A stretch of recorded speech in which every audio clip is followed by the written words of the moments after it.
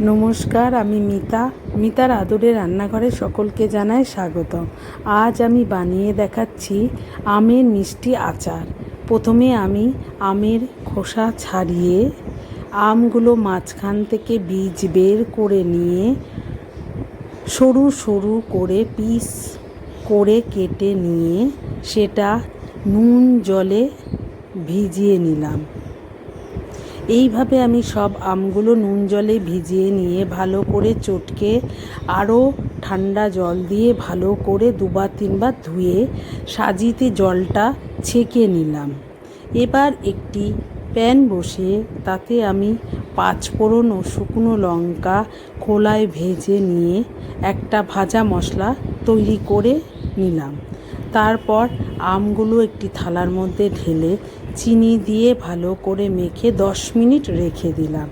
10 minute পর আমি pan বসিয়ে তাতে আমগুলো ছেড়ে দিলাম এবং সামান্য পরিমাণ হলুদ দিয়ে আরও 10 মিনিটের জন্য ঢেকে রাখলাম। 10 মিনিট পর ঢাকনা খুলে একটু নেড়ে আমি কাশ্মীরি লঙ্কা গুঁড়ো সামান্য ও বিট লবণ দিয়ে সামান্যভাবে নেড়ে চেড়ে নিয়ে ভাজা মশলার গুঁড়ো দিয়ে আরেকটু নেড়ে আমি ভিনিগার দিয়ে নামিয়ে নিলাম।